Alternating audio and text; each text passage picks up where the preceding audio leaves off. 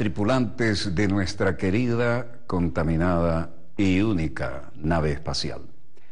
La misma que, desde la última vez que nos vimos por estos medios, han dado otra vuelta sobre su eje imaginario y, por supuesto, sigue generando acontecimientos en pleno desarrollo. Y cuando nos ven informar es que hemos estado recordando los tiempos de reportero. Uno nunca debe dejar de ser reportero en la muy fluida situación que estamos viviendo. Les recordamos que Dossier se realiza desde el estudio 3 de Venezolana de Televisión, el canal pionero de la televisión venezolana, y Dossier es el programa decano de la información internacional vía satélite en todo el hemisferio occidental, en español y en cualquier otro idioma. Dicho esto, la situación hoy nos retrotrae a una más que fluida panorámica internacional. Hasta el cansancio, ad náuseas, como dijimos nosotros, hemos dicho alguna vez lo siguiente. Hace más de 30 años que venimos diciéndolo, ¿no? Este es el estrecho de Hormuz y exactamente venimos diciendo, esta es la yugular del petróleo. Por aquí sale o salía todo lo de Irak, Irán, Arabia Saudita, los Emiratos, Qatar, Oman. Ahora, esto supone la ruta larga, y la ruta larga hay que repetirlo hasta el cansancio, también es parte del negocio del petróleo, porque el transporte de petróleo es fundamental, tan importante como tenerlo. No olvidemos las fortunas de Onassis, ¿no? Subir por el Atlántico después de pasar por el Cabo, regresar hacia el norte por el Atlántico, luego entrarle al Caribe y llegar a Texas. 40 a 45 días de navegación, no baja de eso. Mientras que la mayor riqueza petrolera del planeta está en la República Bolivariana de Venezuela. Pero además resulta que tenemos minerales estratégicos, de los que se sabe y de los que no se ha dicho. Además tenemos minerales raros, de los que se sabe y de los que no se ha dicho. Y además tenemos biodiversidad, lo que supone la explotación al infinito de nuevos medicamentos y nuevas posibilidades. Dios ha bendecido a la República Bolivariana de Venezuela con esas riquezas naturales. Por supuesto, eso es la envidia del vecindario, ¿no? El senador Paul Coverdell, que ya está en la quinta paila del infierno, dijo en Washington, primer ponente del Plan Colombia, ¿no? Para controlar a Venezuela es necesario ocupar militarmente a Colombia. Textual. Repito, senador Paul Coverdell en Washington. Para controlar a Venezuela es necesario ocupar militarmente a Colombia. Bueno, la hermana República de Colombia ya se bajó los pantalones de la dignidad 7 veces con 7 bases gringas, no una. Acá querían ponernos bases gringas. Y Chávez dijo no. Pusieron bases de F-16 en el norte, en las Antillas holandesas, que es parte de OTAN, y la hermana república se bajó los pantalones de la soberanía 7 veces con 7 bases gringas, a lo que agregaron ceder el espacio aéreo terrestre y marítimo a las fuerzas estadounidenses. Y en caso de que un soldado estadounidense, como siempre lo han hecho en Japón, por ejemplo, se meta, además de todos los tragos, todo lo que se mete por la nariz, así le viole la hija al presidente de la República, jamás ocurra, que Dios no lo quiera, no lo pueden poner bajo la justicia colombiana. Tienen que entregárselo a su comando sin tocarle un pelo. Esa es la realidad a la que nos enfrentamos. El traidor Santander sigue cabalgando. Y que haya problemas fronterizos y nos muevan unas tanqueticas blindadas, eso no nos mueve ni el peinado. Las cosas van por otro lado. Pero hoy vamos a hablar claro y raspado, como es nuestra costumbre, y hemos modificado para variar a última hora, y felicito a los técnicos que editaron Contrarreloj lo que cambié como de costumbre a última hora. Esto es un trabajo no apto para cardíacos.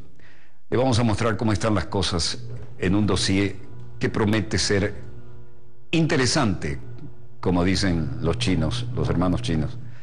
que te toca vivir tiempos interesantes. Ante la Comisión del Senado estadounidense, el almirante Kurt Tidd, jefe del Comando Sur de Estados Unidos, presentó su informe periódico.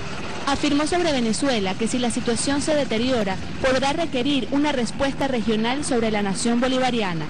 Al ofrecer declaraciones a los medios, matiza sus palabras. Bueno, obviamente toda la región está observando muy de cerca. Usted ha visto de las recientes actividades de la Organización de los Estados Americanos, el grado de interés que se ha expresado. El otro desafío que tenemos, obviamente, estamos observando cómo la situación económica continúa empeorando de peor y peor y peor. Y así, es un tema que creo que preocupa a toda la región. Usted ha dicho esta mañana en su testimonio que el deterioro de la situación en Venezuela puede requerir una respuesta regional. ¿Qué quiere decir con eso? Eso lo dejaría en responsabilidad de la OEA. Son las actividades que la OEA, las discusiones, las actividades diplomáticas en las que están involucrados, las actividades diplomáticas en las que involucra la OEA. El líder militar agregó que la influencia de países como China, Rusia e Irán en la región son preocupantes para los intereses estadounidenses. El Comando Sur tiene su sede de operaciones en Doral, estado de la Florida, y con influencia en países como Panamá, Colombia, México y Perú. Es decir, si las cosas empeoran, actuaremos. Ahora, vamos a hacerlas empeorar, y vamos a elegir con quién bailamos pegado. Por supuesto, Venezuela no se bajó los pantalones con ninguna base gringa en nuestro territorio. La situación está lista y cuando Estados Unidos lo desee va a comenzar la guerra en Venezuela, decía Thierry Meyssan, que argumentó en las entrevistas, en particular la lectura geopolítica de las actuales tensiones prefabricadas contra Venezuela.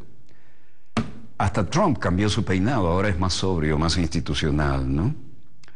Y sobre este particular, la reunión Santos-Trump, ¿recuerdan los que seguían o los que han leído nuestro libro 76 Domingos? Dijimos, los Santos tuvieron como representantes de la oligarquía un presidente y no van a parar hasta tener otro, ¿no?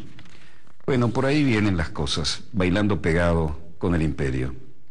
Ministros de Defensa de Venezuela dice que no van a usar ningún tipo de acción hasta que aquí se cumpla lo que estamos viendo.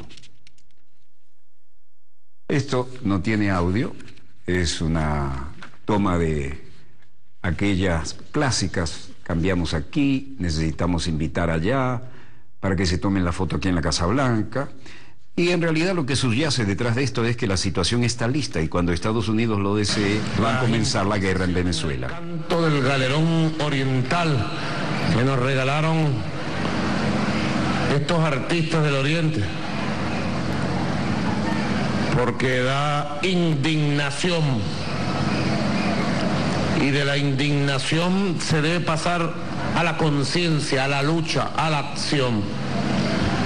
De la indignación de ver cómo hay unos vendepatria, no tienen otro nombre, los traidores a la patria, que se van a Washington a pedir una intervención de Venezuela por parte del imperio norteamericano. Nosotros le decimos a los vendepatria y al imperio norteamericano, Venezuela está de pie y va a continuar de pie y Venezuela no le interviene nadie, porque esta es la patria de los libertadores de América. ¡Que viva la patria! La cuestión fue, eso fue un sábado, el domingo ya estaba en toda la prensa en Francia. No existía un solo medio que no retomara eso. Era la primera vez que le sucedía a un avión de Air France, que lo desviaran porque había un peligro para los Estados Unidos. Eso fue un escándalo total y ellos fueron, muy amablemente me dieron la posibilidad de que yo fuera un poco conocido de esa manera. No ha sido agradable porque tener ese estigma de que tú estás en la lista de terroristas de Estados Unidos no es fácil. ¿Cómo te cambia la vida eso? Materia de visas, trasladarte para tu trabajo como comunicador. Al comienzo había que tener un poco de cuidado y sobre todo porque estaba también el problema con esta señora Ingrid Betancourt, que también ya había salido o no había salido. Pero además estuve un poco metido en este problema con la señora Betancourt de manera indirecta. ¿Por qué? Porque se decían que yo hacía parte de las FARC. Y muchas veces en las recepciones, que además me encanta ir a las recepciones de la pequeña burguesía en Francia, toman buena champaña. Sí, milésime. Entonces, por ejemplo, o en las recepciones de la izquierda, y había gente muy agresiva hacia mí, que me decía, ¿y ustedes cuándo van a soltar a Ingrid Betancourt? Yo le decía, mire, yo anoche no dormí con la dirigencia de las FARC, pero esta noche duermo con ellos y les cuento mañana. Pero hubo mucha tensión, mucha agresividad. Y cuando pasó lo del avión, me pasó como le está pasando hoy a Venezuela y como le pasó a Cuba, cuando llegaron las vacas flacas. Los amigos se fueron. Ahí estamos llegando al tema, porque nos viene la que los hermanos cubanos ya han pasado y han generado anticuerpos, pero aquí no tenemos esos anticuerpos todavía, creo que va a haber que fabricarlos. Cuéntanos, la experiencia es intransferible, pero cuéntanos cómo ha sido. De la experiencia después del... No, esa sensación de estar señalado, porque ahora Estados Unidos dice que hay una fórmula que no es juguete. Dijeron, los Estados Unidos, este loco de Trump declara que somos un peligro claro e inminente. Eso no es juguete. No, A clear real. and present danger es una marca de fábrica, Indeleble. es un marco legal que significa esto justifica una guerra. Sí. Y esto no es juguete, yo lo he dicho varias veces, pero aquí no parece que no le ha entrado en el disco duro. Cuando Estados Unidos te dices, tú eres a clear and present danger, un claro y presente peligro, no es que es una frase para inspirada, es porque necesitan entrar en el marco legal para dejar el presidente listo para una acción. Exactamente. Cuéntanos de eso. Mira, lo primero y lo más doloroso fue que muchos amigos comenzaron a no llamarme, a no contestarme el teléfono. Eso fue como lo más doloroso. Lo primero, lo que uno creía que iban a estar con uno. Pero otra gente se acercó. Te volviste radioactivo. Eso también es cierto. Lo que está pasando con Venezuela ahora. Correcto. Y ahora, eso es tan cierto porque yo ya no puedo viajar a muchos países. Por ejemplo, yo no me arriesgo hoy en día a pasar por Panamá, porque yo sé que Panamá está totalmente controlada por Estados Unidos, su migración. Yo antes uno iba sin problema a Brasil. Por ahí algunos pajaritos europeos me dijeron, trata de no ir a Brasil ahora, trata de no ir a Argentina ahora.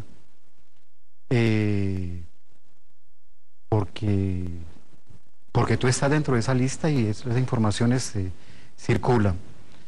Tengo que decir que la seguridad francesa se comportó bien y los políticos se comportaron bien y dentro de lo que realmente les corresponde, ¿no? Si existieron, por ejemplo, durante el problema de la señora Betancourt, existieron problemas de seguridad. Siempre nos faltan locos, como ustedes los están viendo ahora, que lo gritan a uno, lo insultan. Pero es real, cuando tú tienes esa marca encima, se siente realmente. O sea, para mí no es fácil muchas veces pasar por muchos aeropuertos. Estás en esa lista. Y tú sabes el poder que tiene Estados Unidos.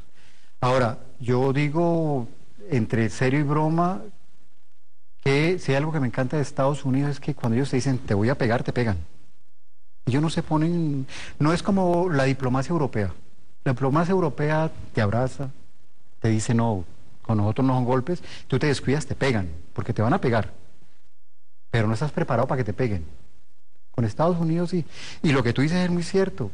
Era, volviendo a la pregunta que yo te hacía, es, explícame cómo los periodistas, cómo los intelectuales, la gente que conoce, que criticamos a lo que se llama el imperialismo de Estados Unidos, todavía dudamos de que lo que dijo Estados Unidos sobre Venezuela no se va a cumplir. Si ya lo cumplieron en todas partes, donde ellos dijeron nos vamos a meter, se meten. O ellos dijeron vamos a pegar a un país, le pegan. Y sobre todo cuando hay recursos estratégicos. Y en el caso de Venezuela tiene todo. La desgracia de un país pobre es tener riquezas. Esa es la mayor desgracia que tienen. Porque parece que nosotros no tenemos derechos, nuestras tierras, de ser dueños de lo nuestro. Y el gran pecado de Chávez, pecado entre comillas, fue haberle dicho, el petróleo es venezolano y es para los venezolanos. Eso fue Venezuela, echarse todos los enemigos del mundo encima. Y no cualquier enemigo, son los poderosos de Estados Unidos allá. Entonces, además, fuimos los creadores de la OPEP. Y eso ninguna compañía, ninguna de las 5 hermanas lo perdona. porque organizamos el cotarro de manera que fueran unidos a defender los precios del petróleo de acuerdo al productor, no tanto como al comprador como era antes, ¿no? Exactamente. Eso no nos lo perdonan. No, pero yo creo que ustedes han cometido muchos pecados, muchísimos, muchísimos. El Alca se vino abajo. Ustedes. Eso es terrible. Yo no entiendo. Mira, yo creo que, permíteme que yo hable una cuestión que me gusta recordarle a los venezolanos, porque es que lo que está pasando en Venezuela ahora es muy delicado. No pienso ni interrumpirte. Mira, háblame del paramilitarismo, escucha, que era un fenómeno que no es nuestro, que es de la hermana Colombia. No, las bases que nos negamos a tener nosotros, se bajaron los pantalones 7 veces con 7 bases gringas, el espacio aéreo, marítimo, terrestre, y ahora un soldado gringo que siempre se rascan y se meten otras cosas, vía nasal, etcétera, sale a violar a una muchacha y no lo pueden tocar, tienen que entregárselo a su comando. Pero antes de, me voy a meter en ese tema, pero permíteme la cuestión con Venezuela y los venezolanos. Antes de Chávez, muy brevemente, y los venezolanos de eso no se dan cuenta, Venezuela era un país más. Venezuela era petróleo, pero en la geoestrategia no importaba, la geoestrategia política. Hoy en día, o hace algunos, hoy en día no había este bendito problema de la mala imagen de Venezuela, desgraciadamente por esta oposición antinacionalista. Pero antes había un venezolano ahí y yo aquí, y el venezolano pasaba por migración y le decían, Chávez. Yo pasaba, y paso todavía, y me decían, colombiano, cocaína. Y los venezolanos no se dan cuenta cómo Chávez sacó Venezuela arriba, que hoy Venezuela es un país importante a nivel de la geoestrategia política. Eso no lo saben los venezolanos. Nos metió en las grandes ligas. Con Colombia. Mira, el Estado colombiano, su gobierno, a mí me da vergüenza por lo que ha hecho y hace contra Venezuela. Me da vergüenza de su historia, porque la historia de Colombia, yo no he conocido una oligarquía que necesite tanta sangre para vivir como la oligarquía colombiana. Yo no sé con qué genes hicieron la oligarquía colombiana, ¿de dónde viene? Porque así hayan llegado los conquistadores españoles más asesinos, no da para que esta oligarquía colombiana sea tan asesina, pero también tan manipuladora, y lo hace muy bien. Bueno, es una de las grandes democracias en América Latina. Cuando, Walter, te vas a asombrar si yo te digo que, mira, la dictadura en los años 70 y parte de los 80, juntas, Brasil, Argentina, Chile, Uruguay, Paraguay y Bolivia, 6 dictaduras, durante todos los años que duraron, que fueron como 16 o 17, unas más que otras, no cometieron la cantidad de detenidos, desaparecidos ni de asesinatos que comete cada presidente de Colombia durante 4 años. Eso no se sabe. Nos salva, o salva ese sistema, 1, porque es amigo de Estados Unidos, y 2, porque es una democracia. Salva a ese país de que no se le diga que es una narcodemocracia o un narcoestado por ser muy amigo de Estados Unidos. Es el Caín de América, es el Israel de América, eso es, lo salva eso. Y eso salvó a un gran narcotraficante, jefe narcotraficante, terrateniente, que es Uribe, que le entregó el país, más de lo que ya estaba entregado, a Estados Unidos. Pero esa violencia, esa violencia y haber convertido realmente el Estado en un Estado, el Colombia hoy en día es un Estado narcoparamilitar. Eso es el Estado colombiano hoy. Porque realmente muchas de sus estructuras están manejadas por el narcoparamilitarismo, por la mafia paramilitar. Desgraciadamente está al lado de Venezuela, y todos sus problemas han venido para acá. Salvo el bombardeo de Ecuador. Tremendo, ese día yo iba a estar ahí ese día. ¿Cómo así? Cuéntame. Yo iba a entrevistar a Raúl Reyes ese día con un equipo de la televisión francesa. Y se enfermó uno de los muchachos, el camarógrafo se enfermó y no llegamos. No era tu día. De ninguno de los 3. Entonces, sí, eso es, Colombia es, nuevamente, gracias a los grandes medios de comunicación y ser amigos de Estados Unidos, que manejan los grandes medios de desinformación mundial, Colombia no tiene la mala fama que hoy en día tiene Venezuela. Pero en Venezuela no asesinan, en Venezuela no desaparecen. En Venezuela el sistema económico no se mueve por el narcotráfico, en Colombia el sistema económico se mueve por el narcotráfico. Toda nuestra oligarquía tradicional y la nueva oligarquía está untada de sangre por todas partes. Y la nueva, que la representa Uribe, está untada de cocaína. Pero la misma cocaína también la recibió la oligarquía tradicional. Esa oligarquía tradicional que se hizo con dinero a partir de 1920 con la sangre y robándole el terreno a los cafeteros. Colombia se hizo grande, o se hizo famosa con el café, con el auge del café en 1920. Y llegó, uno de esos fueron la familia Santos. La familia Santos, el dinero comenzó a hacer dinero asesinando cafeteros, robándole el terreno a los cafeteros. Hoy son parte de la oligarquía tradicional, la oligarquía rancia, que tiene sus diferencias de forma con la oligarquía, con la nueva oligarquía, que es la oligarquía narcoparamilitar. Cambio de estilo y de procedimientos, ¿no? Pero la casa es la misma. Desgraciadamente ustedes tienen ese problema ahí al lado, y el paramilitarismo está en toda la franja de la frontera. Ahí están. Y está pasando algo. Mira, voy a aprovechar que es en este programa para yo contar algo que no he contado, que yo supongo que alguna gente lo sabe. Antes de que comenzaran las negociaciones de las FARC, públicamente, yo lo sabía. Y no me lo dijeron la gente de las FARC, tampoco me lo dijeron la gente del gobierno colombiano, porque además no tengo ninguna relación con el gobierno colombiano. Me lo dijo el jefe de la antena de la CIA en París, en esta época. Y él me dijo, nosotros necesitamos negociar con las FARC por dos cosas muy importantes. El tipo ya tenía varias botellas de vino en la cabeza. Además le fascina hablar. Lo necesitamos por esto.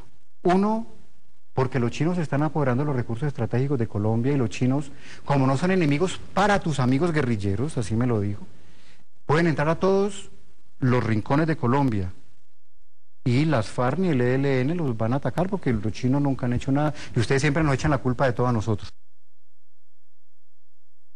Nuestra querida colega Erika Ortega Sanoja hizo una espectacular entrevista para RT. Quisiera comentarle, el presidente sirio Bashar al-Assad ha dicho que todo lo que ha ocurrido en Venezuela en los últimos tiempos le resulta muy similar a los primeros años de la guerra en Siria. Yo quisiera saber si usted está de acuerdo con esta afirmación del presidente sirio.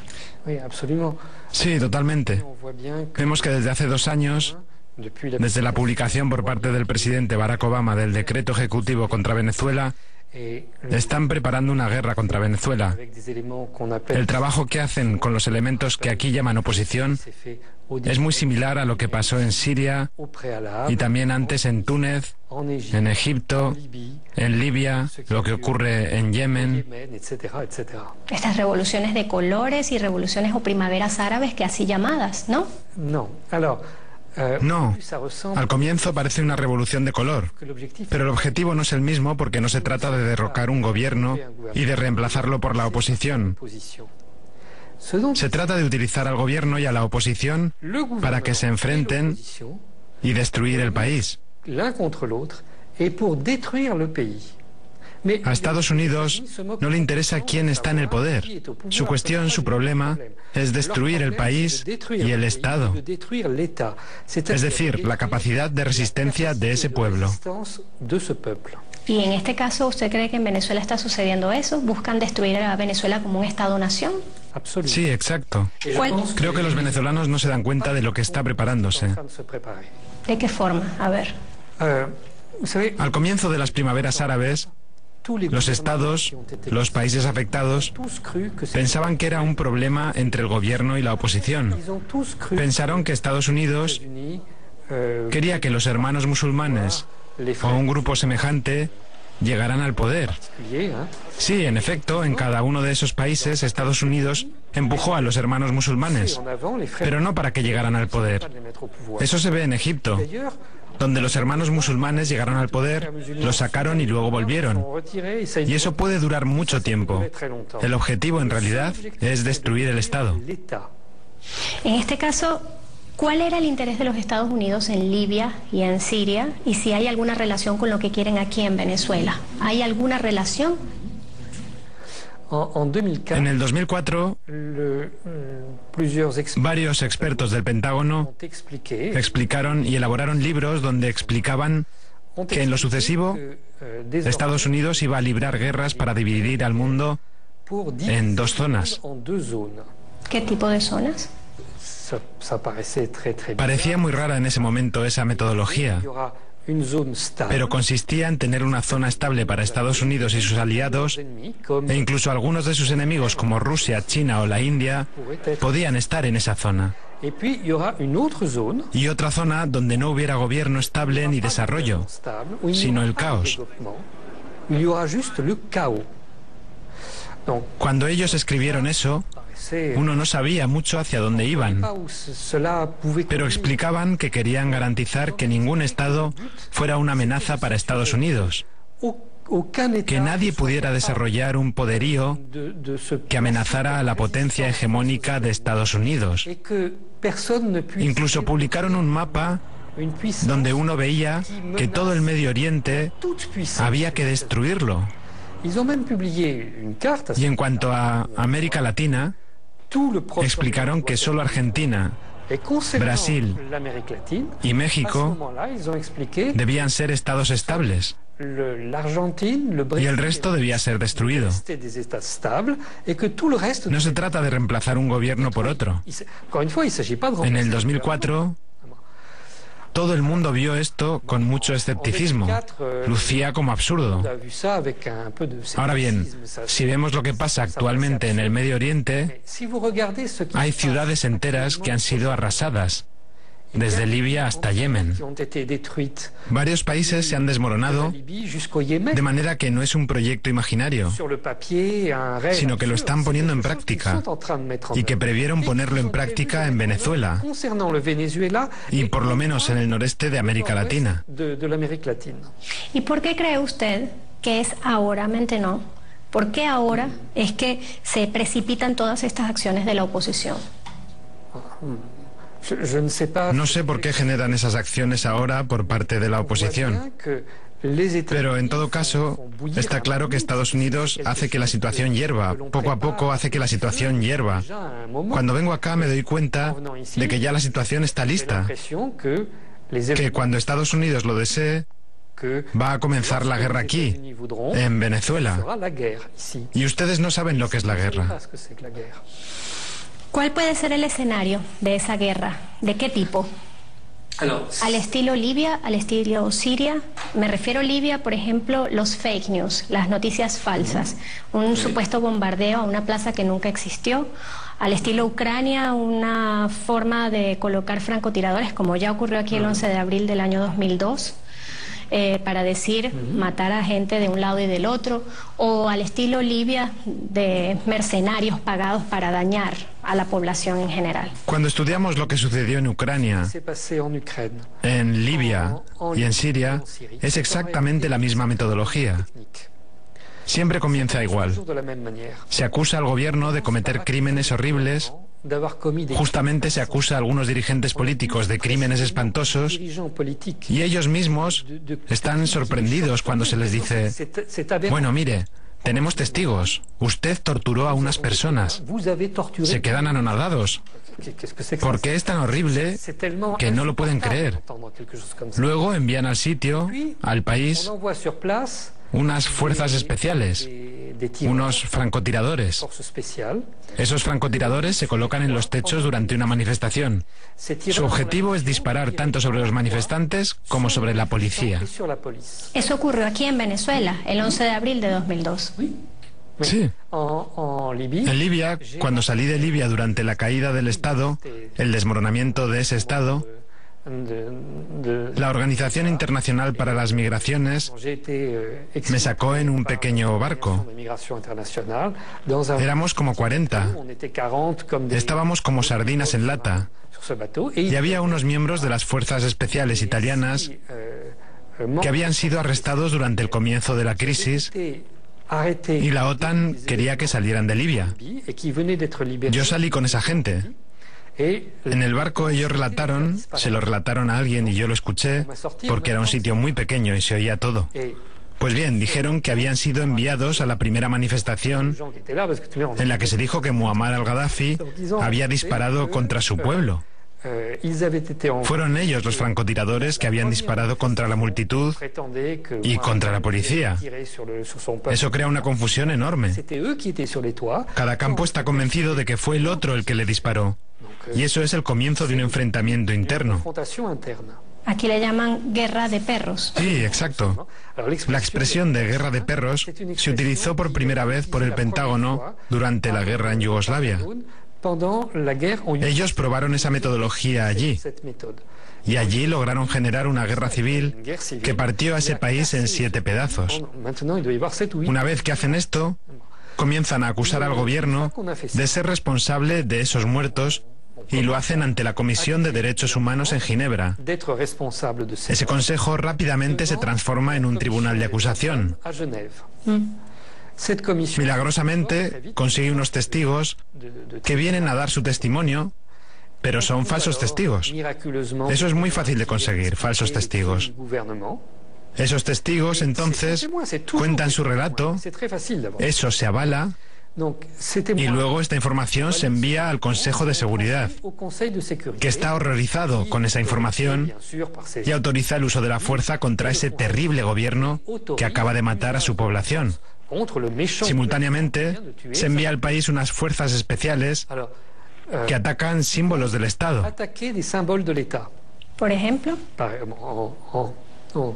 en Siria, por ejemplo, atacaron estatuas del presidente Hafez al-Assad, que es el padre de la Siria moderna.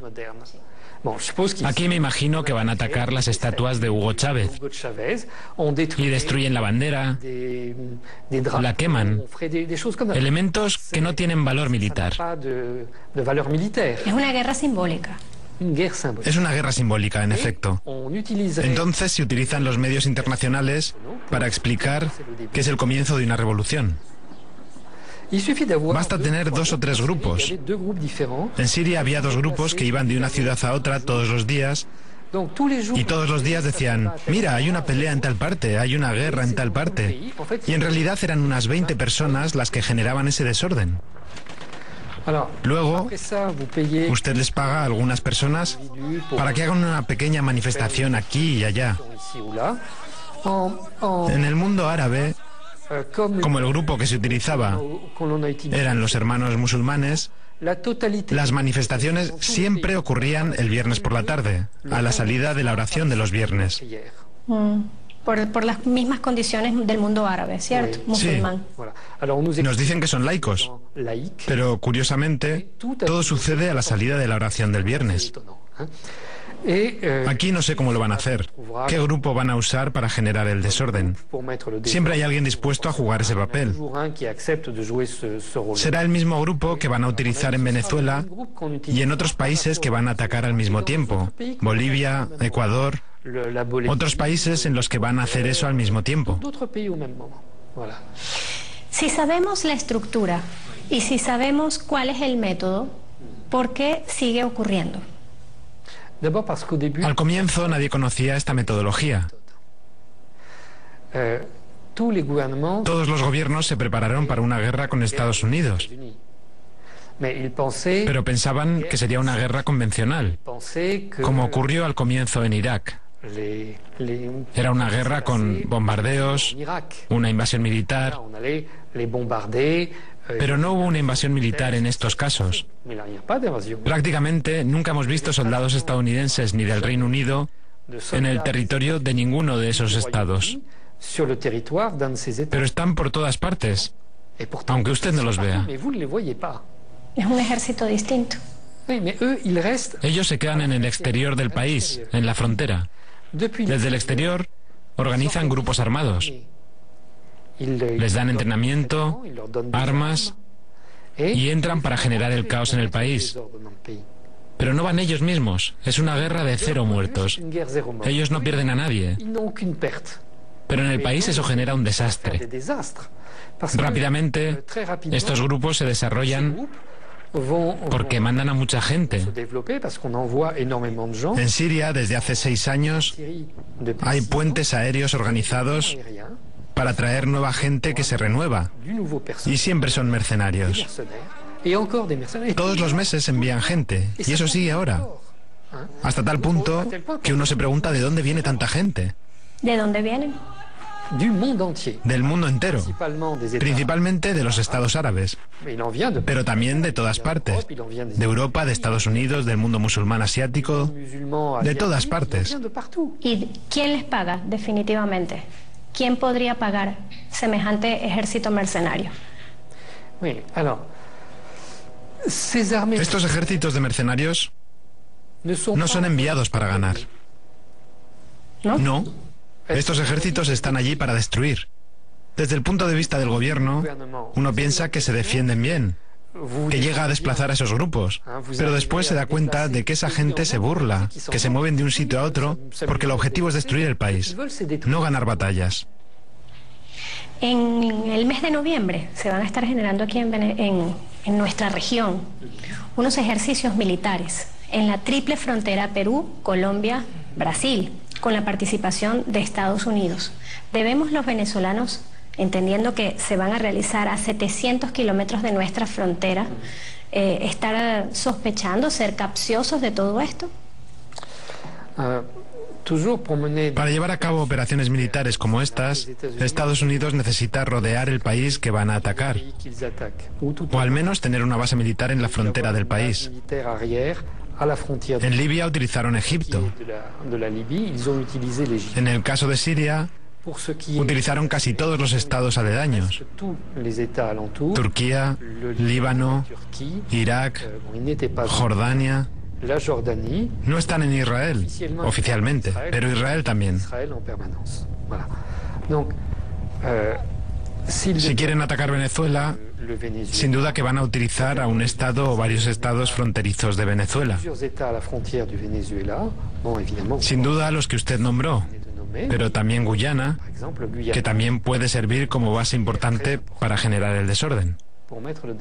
Más de 40 días en esta oportunidad de violencia callejera. El presidente Nicolás Maduro ha denunciado que esto forma parte de una insurgencia armada, unos grupos, un ejército mercenario, según le ha llamado el vicepresidente de la República. Yo quisiera saber cuál es la concepción que tiene la Fuerza Armada de este tipo de acciones que se han venido generando en la Venezuela bolivariana en los últimos tiempos. Sí, todas las denuncias que ha venido haciendo el presidente, jefe de Estado, están enmarcados en esa doctrina de la guerra no convencional, de la cual tanto hemos hablado, porque es parte de un libreto, una doctrina, pues realmente, de los Estados Unidos de América, para, intervenir. Es una manera distinta de intervenir, que busca como propósito, apoderarse del territorio, pero sin los costos que la historia le ha infringido el mismo pueblo, la misma psiquis del pueblo norteamericano. ¿Quiénes se benefician allí? Se benefician los lobbies petroleros, se benefician el emporio mediático, se beneficia la industria mundial militar, ¿verdad? Y, es un asunto que evita los costos tras el síndrome de Vietnam, y que no implica entonces mover tropas, ni mover tanques, ni mover aparataje militar hacia otra parte del mundo, cuando a través de otras vías pueden hacerse de la victoria en un territorio y cambiar el estado de cosas en ese territorio, cambiar el gobierno particularmente cuando no son serviles a sus propósitos. Eso ocurre cuando hay gobiernos progresistas, nacionalistas, identificados con su nacionalidad y que llevan un proyecto propio, independiente, soberano. Es el caso, por ejemplo, de Venezuela. Cuando tú me dices que el presidente ha venido denunciando una insurgencia armada es simplemente la escalada del conflicto dentro del marco de la guerra no convencional. La guerra convencional tiene una fase preparatoria, preliminar, de preparativos, de estudios psicológicos, etcétera, que avanza, ¿verdad?, en preparación de todos unos elementos fácticos en el territorio a intervenir. Después pasa una etapa subversiva como la que hemos visto, la que vivimos en el 2014, que fue derrotada, ¿verdad? Fue derrotada por la fortaleza institucional del Estado venezolano, de los órganos de seguridad del Estado y de la Fuerza Armada Nacional Bolivariana. Y también esa fase subversiva escala a una acción ya subversiva, a una insurrección armada, mejor dicho. Una insurrección armada. ¿Por qué armada? Porque comienzan las armas a aparecer. Fíjate, por solamente un dato para que podamos ubicarnos en contexto, ya creo que son 36 fallecidos, lamentablemente, venezolanos y venezolanas, que nos duelen el alma a todos los venezolanos, sin distingo de su posición política. Aquí no se trata de eso, porque aquí hay civiles y militares, hay gente buena, decente, ¿verdad?, que lamentablemente han caído abatidos por la violencia. 22 de los 36 fallecidos, más o menos representa el 61%. Han sido fallecidos por la acción de las armas. Pero quiero decirte algo, las fuerzas del orden público en Venezuela, cuando van a atender el orden, a controlar el orden público, a restituir el orden público en la calle, no usan armas letales. Eso ya quedó en el pasado. Eso ocurría antes de la Constitución de 1999, y cuando el comandante Hugo Chávez llega con su posición humanista, ¿verdad?, su posición de estadista, y promueve una nueva Constitución que le da preeminencia al respeto a los derechos humanos, bueno, todo comienza a cambiar en Venezuela. Recuerda la Guardia Nacional cómo salía en la Cuarta República a la calle, con una peinilla y con un fusil FAL calibre 7.62. Hoy las fuerzas del orden, incluyendo la Guardia Nacional, que es un componente de la Fuerza Armada Nacional Bolivariana, que está allí también para cooperar en el mantenimiento del orden interno, no usan armas letales, usan armas no letales. Sobre ese uso legal, progresivo y diferenciado de la fuerza que está establecido en la Constitución de la República, ha habido de alguna forma algunas críticas por parte de la oposición. Se ha dicho que se ha agredido a los manifestantes. En realidad, lo que se evidencia en la práctica, ¿cómo ha sido ese tratamiento del orden público, digamos, en profundidad? Cuando, por ejemplo, bandas armadas atacan puestos policiales, cuando hay, de hecho, materialización de linchamientos contra efectivos de la Policía Nacional o de la Guardia Nacional, ¿cómo se hace ese uso diferenciado de la fuerza? Fíjate, yo creo que hay que poner los términos en claro, ¿no? Porque cuando la marcha o la manifestación pacífica y sin armas, como está establecida, consagrada en nuestra Constitución como un derecho, eso lo hemos dicho infinidades de veces, eso no se toca, claro. Eso es un derecho. Pero cuando esa marcha se convierte en un acto violento, ya no son manifestantes pacíficos, son manifestantes violentos, y son tales los niveles de violencia que, bueno, ha habido necesidad de emplear el componente Guardia Nacional de la Fuerza Armada para que, una vez rebasado, como ha sido rebasada muchas veces la Policía Nacional, bueno, entre entonces un componente de la Fuerza Armada preparado, equipado, para mantener el orden interno, específicamente en este caso para la restitución del orden público. Entonces nosotros no podemos decir que ha habido violencia ni represión contra manifestaciones ni manifestantes. Manifestantes se entiende a alguien, una persona decente que está levantando sus banderas, que está diciendo sus consignas, que ha salido a la calle con todas sus garantías ciudadanas. Pero cuando hay elementos violentos, francotiradores, cuando hay elementos que ahora una nueva modalidad de estar lanzando excrementos, que es una práctica que es parte del manual, eso se ha empleado en otras partes del mundo, en Ucrania se empleó, por ejemplo, el tema de lanzamiento de excremento a los funcionarios de policía, a los guardias nacionales. ¿Cuál es el objetivo realmente? El objetivo es minar la moral, cambiar, jugar con los antivalores y bueno, pasar a una nueva fase en la escalada del conflicto. Entonces, yo quiero decir y quiero enfatizar, sí, Erika, en eso, porque se habla de represión. Reprimir Es lo que se hacía en la Cuarta República, que se iba y se reprimía una manifestación de viejitos reclamando sus pensiones. O los maestros reclamando sus sueldos y salarios. Manifestaciones pacíficas.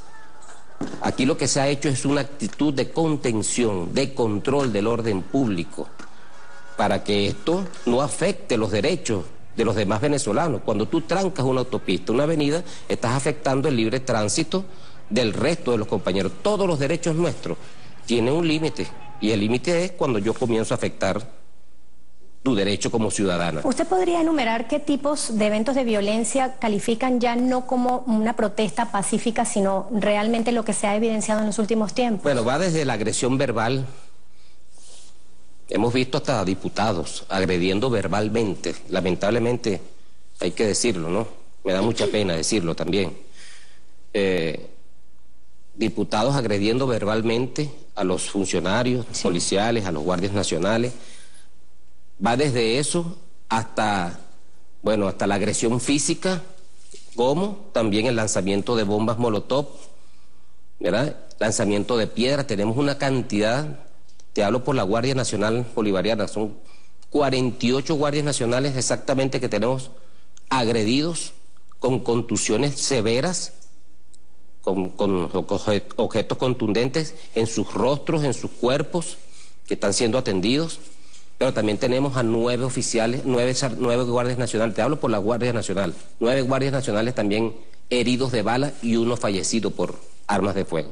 O sea, eso te indica más o menos el espectro de la violencia, ¿verdad?, que se ha venido aplicando sobre la fuerza pública, que no ha hecho otra cosa sino contener y controlar el orden público. Usted hablaba de manuales ya ensayados en países como Ucrania. En Rusia se sabe mucho de esto. Quisiéramos que usted nos explique qué tipo de manuales se están usando y que ya habrían sido ensayados en otros países. Hay un manual muy conocido que se ha venido difundiendo, el mismo comandante Hugo Chávez lo sacó en su momento.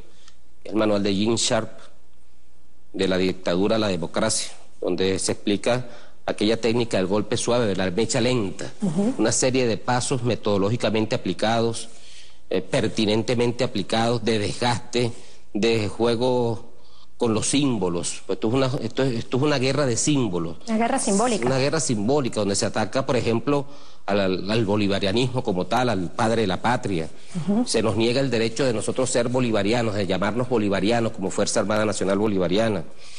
Se denigra el patriotismo. Cuando alguien sale, por ejemplo, fuera del país a pedir la intervención del país, a pedir que se le nieguen los financiamientos al país. Es una guerra que va en contra del espíritu nacional. El espíritu nacional nos dice y nos llama a la unión para salir al frente de las dificultades que nosotros podamos estar presentando en este momento, que las hay, evidentemente. Nosotros somos víctimas de una guerra económica realmente cierta, pues, porque hay quienes no lo dicen. Y una guerra y una campaña psicológica también que ha venido calando progresivamente y minando la moral del pueblo de Venezuela, sobre todo de las mujeres, las amas de casa, que tienen que llevar a sus niños a la escuela. Por cierto, tenemos más de un mes que no asisten los niños y las niñas a su derecho a la educación. Se le ha cercenado el derecho a la educación a esos niños y esas niñas. Y con mucha felicidad, algunos líderes de oposición siguen llamando a la calle y a la violencia, a trancar las calles, cercenando, conculcando los derechos de los venezolanos para su salud, para el libre tránsito, para la educación, para todos los derechos inherentes al ser humano. Usted hablaba de esas campañas psicológicas y lo decía sobre la sociedad venezolana, pero también los efectivos de la Fuerza Armada e incluso algunos miembros del Estado venezolano también han sido sujetos de algunos ataques. Hemos visto a la hija de un alcalde de Caracas atacada en el exterior, también se han hecho pronunciamientos en contra del defensor del pueblo, se usa a sus familiares para poder generar esa campaña de ablandamiento. ¿Cómo ha visto esto usted, entendiendo que hasta, entiendo, sus propios familiares han sido víctimas de esto? Eso se llama fascismo. ¿A dónde nos lleva esto? Creo que la humanidad, por culpa de este imperio, está en un peligro tremendo. Está en un estado de locura, viene en un estado de locura muy tremendo, y los que tratamos de defender la humanidad nos tratan de terroristas, nos tratan de todo. Pero creo que Estados Unidos tiene al borde de la desaparición la especie humana. Dios, no eres el único que hace esas proyecciones y que Dios nos salve, ¿no? Pero nosotros estamos en una situación especialmente peligrosa porque tenemos el petróleo de Arabia Saudita a 45 días, porque los superpetroleros no pasan por Suez, tienen que dar toda la vuelta por el sur de África. Yo lo he repetido ad nauseas esto, subir por el Atlántico y después llegar a Texas por el Caribe. 45 días de navegación, y nosotros estamos con la mayor riqueza petrolera, gasífera, minerales estratégicos, biodiversidad, agua, que va a ser motivo de guerra en el futuro, no a 45 días, de 4 a 5 días, la proporción es 10-1. ¿Cómo no van a tener las bases militares en Colombia que nos negamos a tener nosotros? Pero ¿por qué se bajaron los pantalones al peor estilo del traidor Santander? Porque deben tenerlos agarrados por los testículos, por lo que saben de ellos, si no, nadie le hace eso a su patria, ¿no? Exactamente. Ningún bien nacido. Yo creo que en parte sí tienen eso, pero también lo otro es por todos los antecedentes que le tienen y que conocen. En parte están todos chantajeados por los servicios de inteligencia. Bueno, se nos terminó el tiempo, pero creo que hemos dicho algunas verdades que es necesario tener en cuenta, ¿no? Sí, yo Un pensamiento tuyo para cerrar. Un pensamiento mío para cerrar. Creo que ya lo dije ahora. Sí, tratemos de salvar este mundo, no sé cómo. Pero yo mejor tengo una pregunta para ti y para los venezolanos que quieren su país. Es que no se dan cuenta de que Estados Unidos los amenazó y no se dan cuenta cómo terminaron Siria, cómo está Siria y cómo está Libia y cómo están muchos países del... Es que no se dan cuenta, mi pregunta es, dime, no se dan cuenta. Después que la Casa Blanca dijo, a clear and present danger, un claro y presente peligro, es la fórmula mágica, no es una frasecita ahí al vuelo, es el cuadro legal, el marco legal para lanzar una intervención y una guerra total. ¿Y qué va a quedar de Venezuela? Ahí yo escuché una señora, el domingo, una señora que me vendió una arepa con queso. Me dijo, lo que quieren es robarse nuestro petróleo para robárselo por encima de nuestras cenizas, ponernos a pelear todos para llevarse nuestro petróleo sobre nuestras cenizas. Eso me impactó la frase de esta mujer. Al menos se ha creado algo de conciencia, ¿no? Creo que la mayoría de venezolanos tienen temor. Para finalizar, ahora sí recordé con este tema, yo quiero decir que este país es un país muy raro, este proceso es un proceso muy raro. No he conocido otro país donde la mayoría tenga no temor, sino que se cuide de una minoría asesina que parecen psicópatas y otras cosas que inventan, pero que esta gran mayoría que son los chavistas, ojo, la gente que asiste a la oposición, pero es una posición demócrata, digámoslo, porque tienen todo el derecho de ser oposición, no tengan temor de esta gente que está agresiva. No creo que tengan miedo, no creo. Y esta mujer, la que vendió, me decía, nosotros somos millones y ellos son un puñado. Pero que no nos provoquen, no nos provoquen. Encontramos ahora una nueva información. Personaje conocido mediático, Oscar Schemmel, dice, en los próximos 45 días preparan terreno para justificar una intervención a Venezuela. Portal Ensartados. El presidente del Grupo Interlaces, Oscar Schemmel, manifestó este sábado que la segunda etapa de la guerra no convencional en contra de la República Bolivariana de Venezuela incrementará sus estrategias violentas luego de que la primera fase de 45 días culminara con un lamentable saldo de 43 víctimas. Se inicia ahora una segunda etapa también de 45 días en la que arreciará el foquismo extremista. La insurrección armada a través de acciones violentas más sofisticadas, los crímenes, sabotajes, sanciones contra altos funcionarios del Estado e incluso sanciones económicas, dijo en su acostumbrado editorial. En este sentido, explicó que la guerra de cuarta generación o guerra no convencional contra la revolución bolivariana es ejecutada por laboratorios de desestabilización política y socioemocional, y cuya estrategia es diseñada y articulada principalmente desde los Estados Unidos y, cuando no, Colombia. Alertó que, comillas, intentarán sembrar fracturas en la unidad cívico-militar, las instituciones y el chavismo, cierre de comillas, para derrocar al gobierno del presidente Nicolás Maduro, además de, comillas, preparar a la opinión pública nacional e internacional para que acepte y respalde finalmente una intervención multilateral, cierre de comillas, con la excusa de una ayuda humanitaria, la ingobernabilidad y la violación de los derechos humanos. También refirió, en el plan orquestado en contra del proceso revolucionario, se sigue subestimando la fuerza social, simbólica y política del chavismo y la conciencia bolivariana de las Fuerzas Armadas. Se sigue subestimando la fuerza social, simbólica y política del chavismo y la considerable y cohesionada base social de apoyo que todavía mantiene hoy la revolución, su inmensa capacidad de respuesta social y militante para enfrentar una eventual intervención, la conciencia bolivariana de las Fuerzas Armadas y, entre otras cosas significativas, fortalezas frente a una oposición que está muy lejos de convertirse en una alternativa o de garantizar condiciones mínimas de gobernabilidad y estabilidad y que sigue desconectada dramáticamente de las expectativas populares, argumentó el conocido analista Oscar Schemmel. Y luego, en su análisis, agregaba, de esta manera, aseguró que, comillas, después de 45 días de aplicación del plan insurreccional, la pretendida explosión social no se ha producido, cierre de comillas, ya que su ejecución solo ha convocado importantes movilizaciones, en su mayoría de las clases medias. Tal el comunicado, señor coordinador. Bueno, parece que tenemos algo más. Leo a primera vista. Gracias, señor coordinador. Bueno, es un comunicado oficial, ¿eh? Atención. Venezuela rechaza provocación ejecutada por Colombia con vehículos blindados de combate en zona fronteriza. República Bolivariana de Venezuela, Ministerio del Poder Popular para las Relaciones Exteriores, comunicado. La República Bolivariana de Venezuela expresa su más enérgico rechazo a la insólita e inadmisible provocación ejecutada por la República de Colombia con la presencia de vehículos blindados de combate a escasos metros de la línea fronteriza con Venezuela, el día de hoy en Paraguachón, departamento de La Guajira. El mundo es testigo de esto.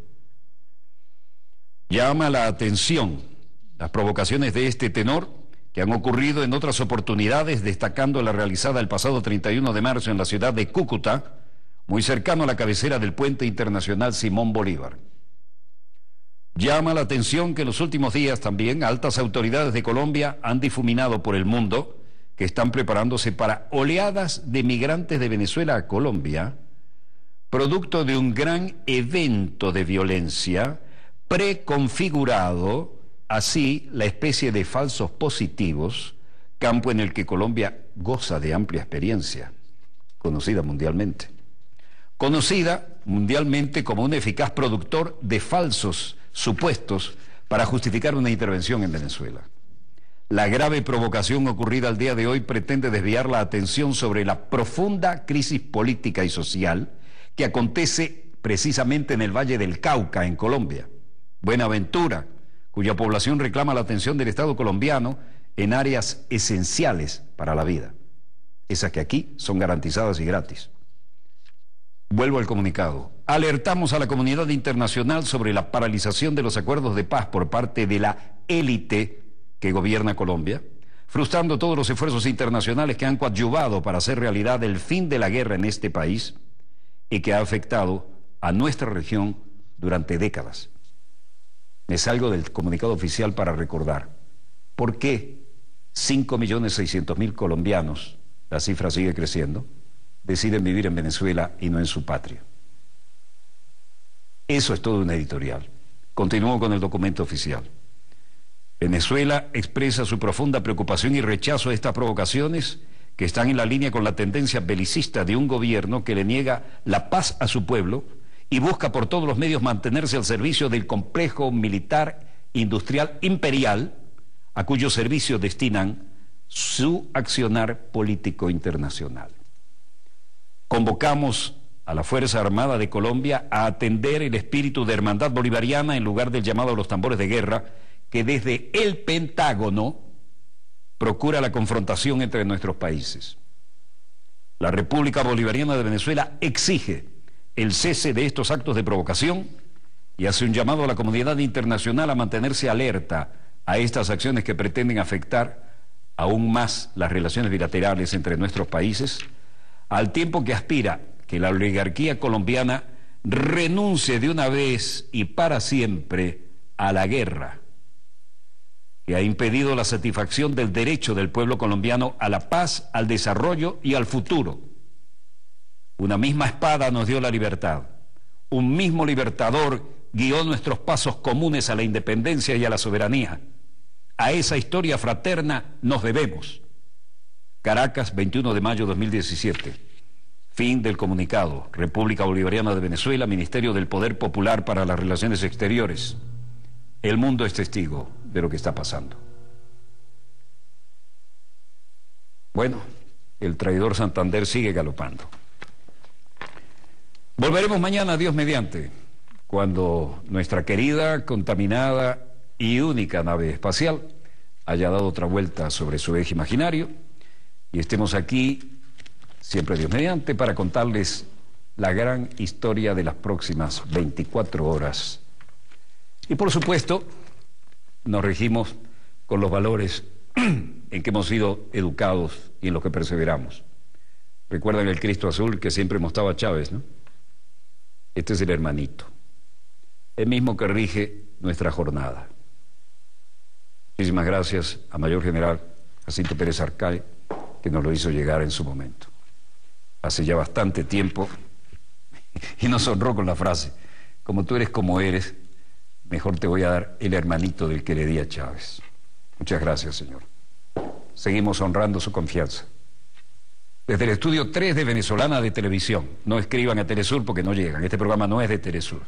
Desde el estudio 3 de Venezolana de Televisión, finaliza aquí Dossier, el programa decano en todo el hemisferio occidental de la información internacional vía satélite. Les habló Walter Martínez, su productor y conductor. Disponga usted de las cámaras, señor director.